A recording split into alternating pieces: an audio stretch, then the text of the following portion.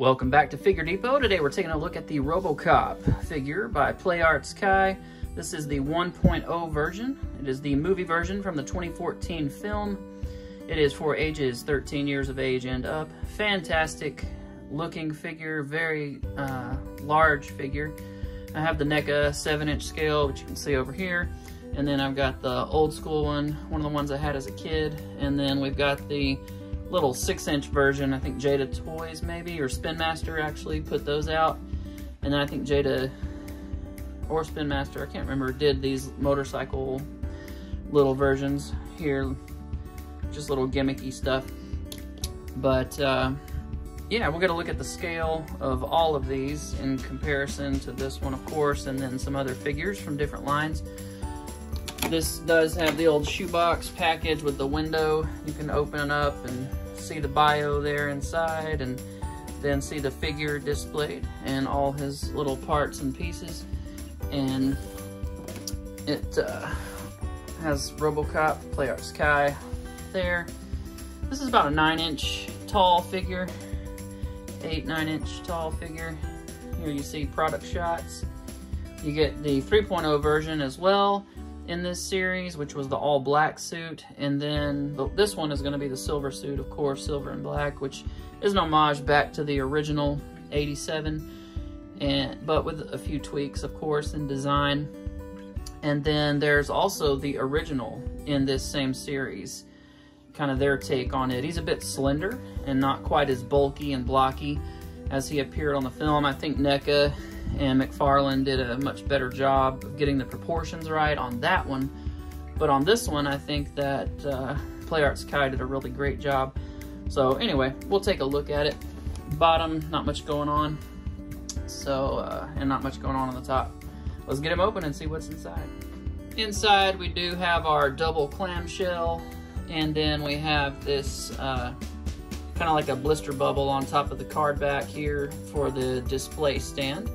If you've got any other PlayArts Kai figures, you kind of know how these work. They come with hardware over here in the corner for you to put them together, nuts and bolts, and the arm kind of snaps together to it, you know, and you can take it off and adjust how high you want it to be and snap it back together, this little mast here. Then you've got just a nice base here. Now, we do get a vast assortment of accessories with this figure. These are the little tasers that he launches. If you recall the scene where he's in the warehouse training, and he's like, "What happens when you shoot a little butthole in an exoskeleton?" And what's his name? Gary Oldman's character goes, "I think we're all wanting to see that." And then he shoots the guy and tases him. Very nice.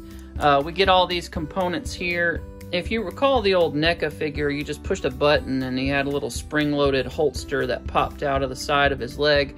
But on this particular version, we don't get that feature. We have instead these little things like you kind of plug them into each other and just set it on the figure and set the guns inside these little holster pieces. And then the little hip compartments, you just kind of poke on there. So it doesn't actually have a spring-loaded function. It's just something that you have to put together. And you pull this part off the side and then reconfigure it and put all that stuff together. So some people find that annoying. It actually looks, you know, good done like that, but not as cool of a gimmick as what we got on the NECA figure. We do get two alternate hands. So we have the pointing hand, nice detail and sculpting on that, and then his flesh hand. And these are the this is the relaxed hand, and then he's got the trigger hand, and we'll get a closer look at that on the figure. And then we have a trigger finger here, and relaxed hand over there. So we'll get another look at the alternate versions. We get his biggest rifle here that will port onto this, rests on his forearm while he holds it here. And then he also has one with the stock broken down, which looks really nice. And then we get a smaller pistol, and it looks really cool. They all say Omnicorp on there. Very nice. And then kind of his traditional blaster here, which is very nice. They all kind of have a gunmetal gray with some silver and red accents. And the sculpt work is really nice on there. Let me see if I can get this in any closer. There we go. See, that looks really nice.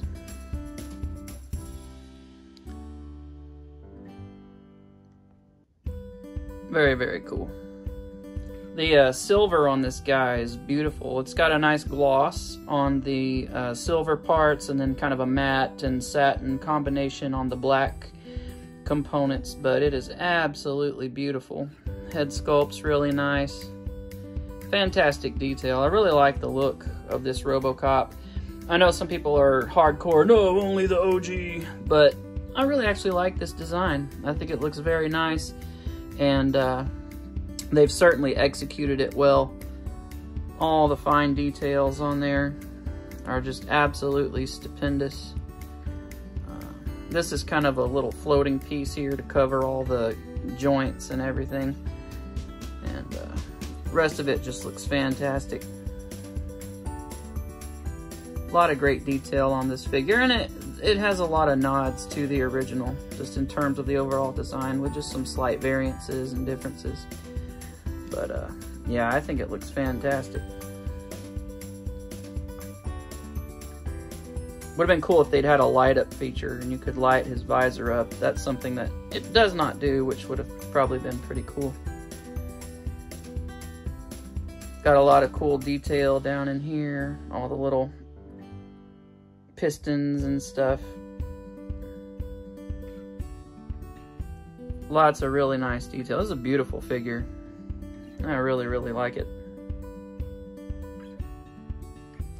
In terms of articulation, you do have the neck on a peg down at the base, and then you have the head on a ball peg as well. So you get a real nice downward look, and he can look up as well, which is just fine. Get some side-to-side tilt, which is very good. So very good range out of that head and neck. These little guys wiggle out of the way, so you can bring the arms all the way out. Hey! So yeah, that's just in there. You just pop that in. I don't think it was seated very well. So you get a nice little rock there. You get a 360 rotation, double jointed elbows, which get just better than 90 degrees. We do get ball joints on the wrist, which is, you know, consistent with anything McFarlane's putting out these days, and is consistent with PlayArt's Kai. So you can get that wrist around any way you want it. Not really any kind of butterfly joint per se.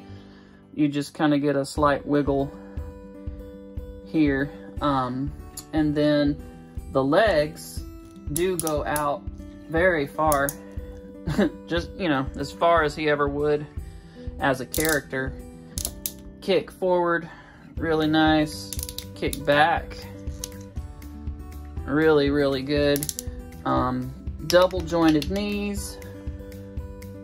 They won't go to the butt because you have this little like piece here that stops it from going any further, otherwise they would.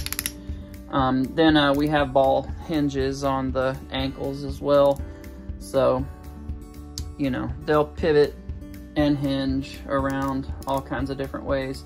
So good articulation for the figure. You can get this guy in all kinds of action poses. Articulation's really good.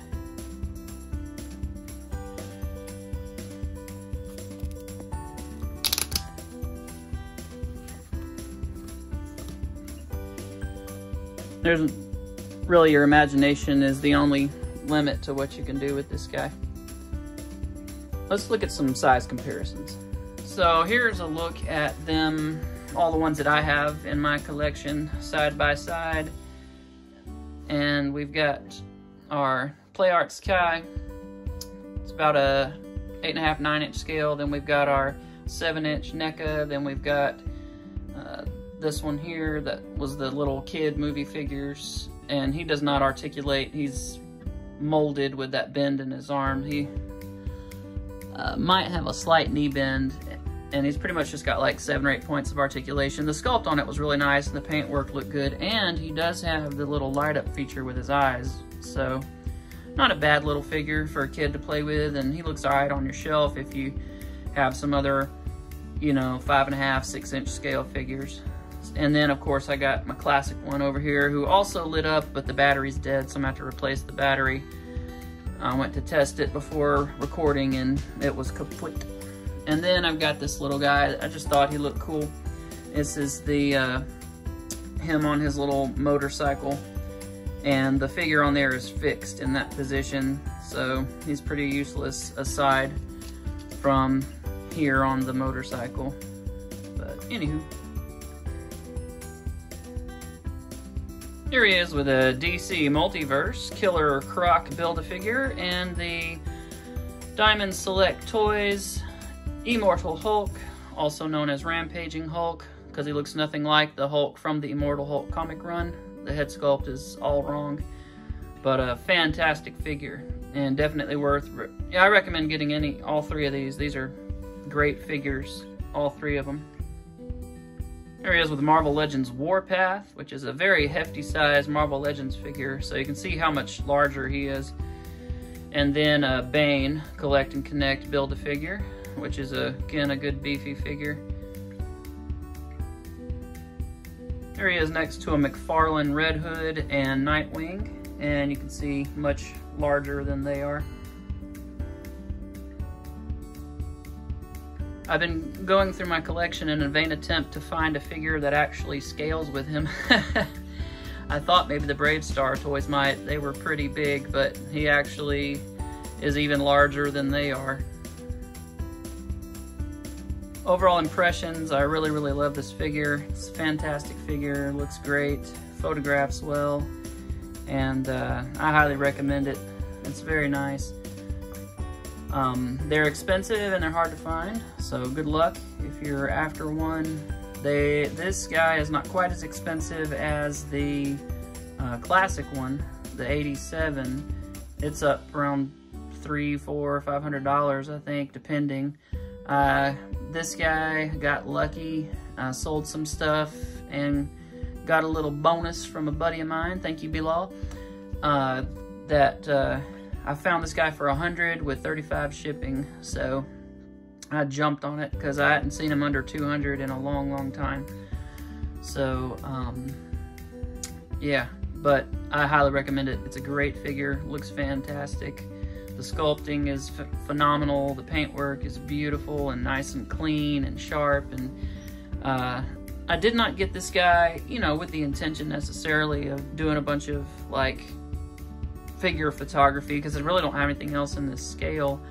I just love the figure so much and wanted a nice beefy figure I could hold in my hand that would be large and that I could appreciate and handle and would make a great shelf display.